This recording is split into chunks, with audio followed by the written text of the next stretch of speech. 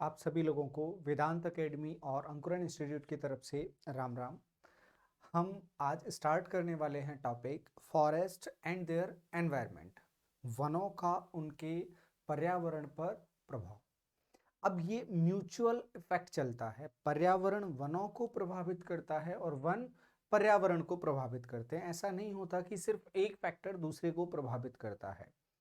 तो वन अपने पर्यावरण को अनेक प्रकार से प्रभावित करते हैं और वन अपना खुद का पर्यावरण भी बनाते हैं। जैसे हम डिस्कस करते हैं फैक्टर ऑफ लोकेलिटी में माइक्रो क्लाइमेट। तो वो माइक्रो क्लाइमेट खुद के लिए बनाते हैं। अगर कहीं पर फॉरेस्ट हैं तो वहां पर उनका एक नया एनवायरनमेंट क्रिएट हो जाता है जो बहुत स्पेसिफिक होता है वहां के लिए। ये तो बात थी, हम ये डिस्कस करें यूनिट 1 में, लेकिन यूनिट 4 में आपके एनवायरनमेंट को लेकर टॉपिक है फॉरेस्ट के साथ में। तो आप इसे वहां से जोड़कर भी देख सकते हैं। पर्यावरण का जो प्रदूषण है और फॉरेस्ट है उसको अगर कनेक्ट करके देखेंगे तो ये टॉपिक आपका उसमें इंक्लूड हो जाएगा। तो आप इसको first unit plus fourth unit दोनों में मानकर चलें। तो वन अपने पर्यावरण को और पर्यावरण जो क्लाइमेटिक फैक्टर्स हैं उनको भी प्रभावित करता है, वहां अपने नए क्लाइमेटिक फैक्टर्स वो बना लेता है। अगर पर्यावरण की बात करें तो पर्यावरण में ये मेजर रोल प्ले करता है। क्यों? क्योंकि फॉरेस्ट में अगर हम समझने की कोशिश करेंगे तो फॉरेस्ट में जो लाइट और एयर आती है वो फॉरेस्ट के अंदर मॉडिफाई हो जाती है। आती कुछ है और पहुंचती कुछ है। और ये भी डिपेंड करता है कि फॉरेस्ट की जो कैनोपी है, ऊपर से जो एरिया है, जो क्राउन कैनोपी है, जो क्राउन है उनके कितने डेंसली क्लोज्ड हैं। अगर वो रेयर हैं, विरल हैं, तो नीचे लाइट और एयर ज्यादा पहुंचेगी, सॉइल की कंडीशन कुछ और हो जाएगी। अगर वो बिल्कुल क्लोज्ड है, बंद है, क्लोज कैनोपी है, तो कहानी कुछ और हो जाएगी।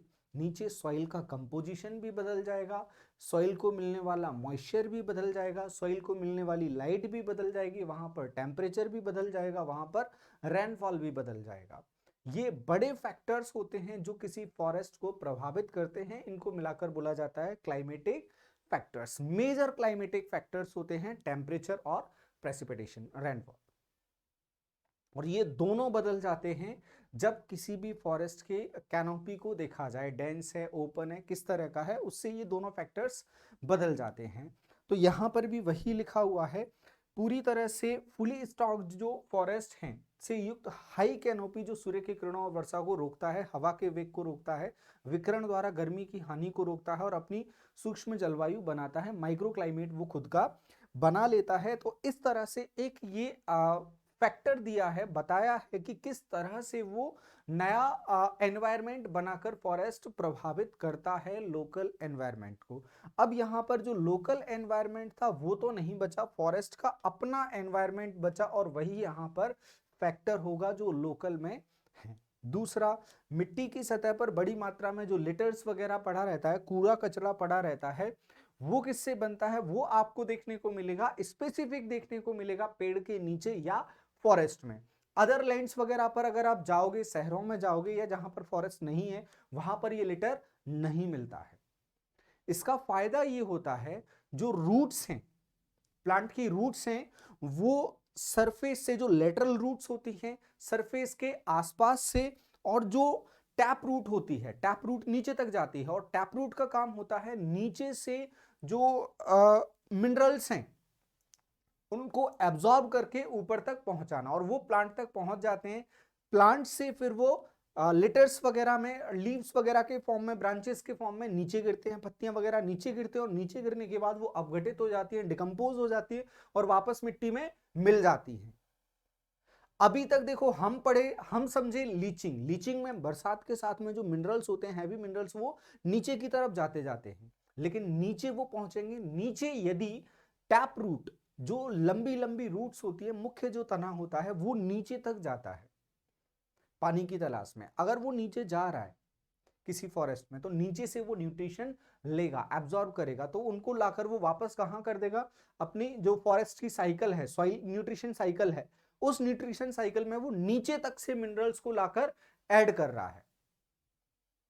तो जो फॉरेस्ट हैं उनमें जो न्यूट्रिएंट्स हैं वो बहुत पर्याप्त मात्रा में अवेलेबल रहते हैं, जबकि एग्रीकल्चर क्रॉप में ऐसा नहीं होता है। तो यहां पर एक अपना एनवायरनमेंट बन जाता है सॉइल के मामले में भी, लिटर्स वगैरह भी हैं और चीजें भी एड ऑन लगातार होती रहती हैं, ये बनेगा। अब इसको अपन पढ़ें कैसे, तो इन फैक्टर्स को बिल्कुल अलग ब्रेक कर करके एक एक फैक्टर को हम समझ पाएंगे। क्योंकि हम फॉरेस्ट्री स्टार्ट कर रहे हैं तो फॉरेस्ट्री में हमारे लिए जरूरी है कि हम फॉरेस्ट और जो उसके इफेक्ट्स हैं उनको अच्छे से समझ पाएं। ये टॉपिक आपको फॉरेस्ट्री में सीधे सीधे नहीं लिखा है, हम इसे सिल्वीकल्चर में मानकर चल सकते हैं और बहुत इंपॉर्टेंट टॉपिक हो जाएगा हमारी समझ को डेवलप करने के लिए, क्योंकि इसमें सभी फैक्टर्स को शामिल किया है, जलवायु, पानी, मिट्टी, प्रदूषण, जल विज्ञान, जो हाइड्रोलॉजी है, वाटर साइकिल वगैरह है, वन्य जीव, कटाव, इरोजन वगैरह जो 4th यूनिट में टॉपिक दिया है, forest and soil erosion,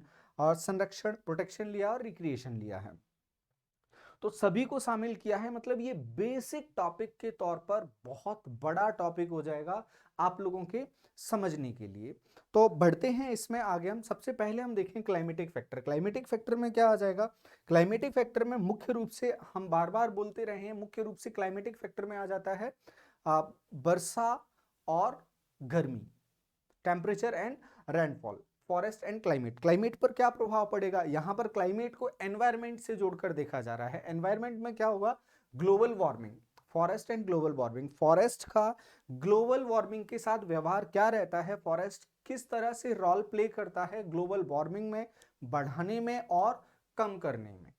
global warming सामान्यतः कार्बन से जुड़ा रहता है, तो कार्बन के सोर्स के तौर पर भी फॉरेस्ट काम करते हैं और कार्बन के सिंक के तौर पर भी काम करते हैं, तो उन दोनों को हम आगे डिस्कस करने वाले हैं। और ग्लोबल वार्मिंग पूरा हमारे सिलेबस में एक टॉपिक भी है, तो वो यहां पर कंप्लीट कर लिया जाएगा। 4th यूनिट में टॉपिक आपको नोट्स में भी वो प्रोवाइड करवाया गया है और यहां पर हम इसे डिस्कस करने वाले हैं। देन उसके बाद फॉरेस्ट एंड प्रेसिपिटेशन, बरसात को किस तरह से प्रभावित करता है, क्लाइमेट है तो गर्मी और बरसात दोनों को शामिल किया जाएगा। थर्ड आता है फॉरेस्ट एंड लोकल टेम्परेचर, वहां के लोकल टेम्परेचर को कैसे वो प्रभावित करेगा। यहां पर हमने बात की ग्लोबल वार्मिंग की, strategy to reduce GHG emission, greenhouse gases के इमिशन को कम करने की स्ट्रेटेजी भी हम यहाँ डिस्कस करेंगे और जो गवर्नमेंट प्रोग्राम चला रही है उनके बारे में भी थोड़ी बहुत बात करेंगे हम। अब हम चलते हैं फॉरेस्ट एंड विंड, क्लाइमेट में शामिल होता है। फॉरेस्ट विंड को किस तरह से प्रभावित करता है या विंड के लिए हम क्या उपाय और कर सकते हैं जो फॉरेस्ट में शामिल होते हैं, जैसे शेल्टर बेल्ट्स और विंड ब्रेक दोनों फॉरेस्ट के उपाय में शामिल हैं और दोनों का उपयोग, दोनों का यूज फॉरेस्ट की जो विंड है, विंड कहीं पर भी चल रही है उसमें रुकावट डालने में या डायरेक्शन चेंज करने में दोनों का यूज किया जाता है। उसमें डायमेंशंस क्या हैं, उनको लेकर फैक्ट क्या पूछे जाते हैं, ये सभी डिस्कस हम इसी सेशन में करेंगे। फिर उसके बाद forest and humidity, forest and humidity, humidity का मेजर रोल होता है, मेजर रोल होता है क्रॉप प्रोडक्शन में या फॉरेस्ट प्रोडक्शन में, क्योंकि ह्यूमिडिटी अल्टीमेटली होती है प्रेसिपिटेशन का एक विकल्प होती है, बरसात का एक विकल्प होती है, क्योंकि अगर आर्द्रता है तो वो आर्द्रता या तो नीचे बैठ जाएगी या ऊपर जाके बादल बनाएगी तो बरसात होगी। और आर्द्रता का दूसरा बड़ा फंक्शन होता है, इसे ग्रीन हाउस गैसेस में भी काउंट किया जाता है ह्यूमिडिटी को, क्योंकि ह्यूमिडिटी टेम्परेचर को होल्ड कर लेती है, गर्मी को रोक लेती है, और ह्यूमिडिटी नमी और गर्मी दोनों प्लांट्स के अंकुरण के लिए बहुत ज्यादा जिम्मेदार माने जाते हैं। कहीं पर ह्यूमिडिटी है तो ह्यूमिडिटी अकेला ऐसा फैक्टर हो जाता है जो बीज वगैरह हैं उसके अंकुरित होने में पर्याप्त कारक माना जाता है, क्योंकि वो टेम्परेचर भी रख लेता है और पानी तो उसमें होता ही है ह्यूमिडिटी में। तो ये बहुत इंपॉर्टेंट फैक्टर हो जाएगा। फिर उसके बाद आते हैं forest and Frost. Forest and Frost, Frost precipitation का पार्ट है, जो वर्षा के रूप हैं उसमें फ्रॉस्ट शामिल होता है। कहीं पर फ्रॉस्ट लाभदायक भी होता है और कहीं पर हानिकारक भी होता है।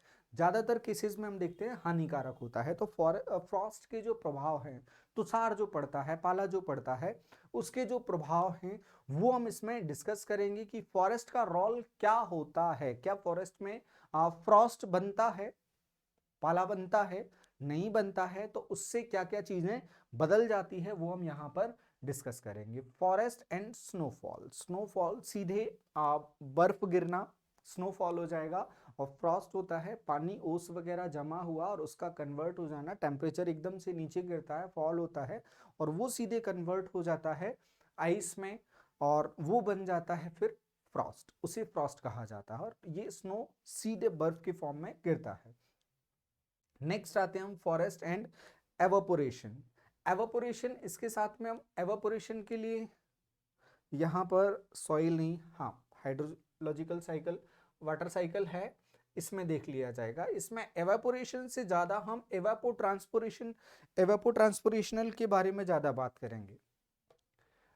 एवापोट्रांसपिरेशन, एवापोट्रांसपिरेशन में एवापोरेशन भी आ जाएगा और ट्रांसपिरेशन भी आ जाएगा, तो उसके बारे में हम बात करेंगे। यहां पर भी हम बात करेंगे फॉरेस्ट से एवापोरेशन कैसे होता है, वाष्पीकरण कैसे होता है, और यहां पर हम बात करेंगे एवापोट्रांसपिरेशन के बारे में।